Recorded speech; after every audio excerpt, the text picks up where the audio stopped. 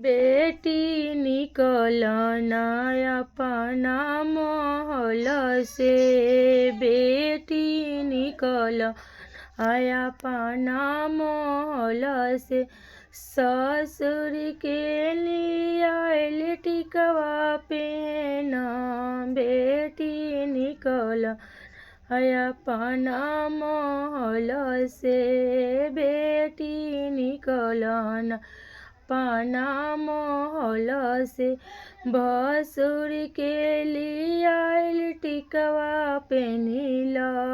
फुआ कैसे निकली महल से, फुआ कैसे निकली महल से,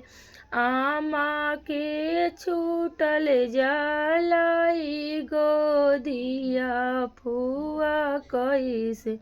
निकली महल से, पापा के दुलारल छूटल जाला नैयर के, आमा कैसे छोड़ी तोहर गोदिया, आमा कैसे छोड़ी तोहर आइल बड़ी अतिया फेराई द, पापा कैसे छोड़ी राउर साथवा, पापा कैसे छोड़ी राउर साथवा,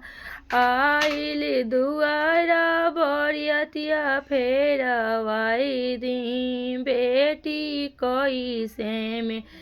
फेरवाई दी बरतिया, बेटी कैसे फेरवाई दी बरतिया, सुंदर बड़वा दुआर ठाड़, बेटी कैसे फेरिया बरतिया,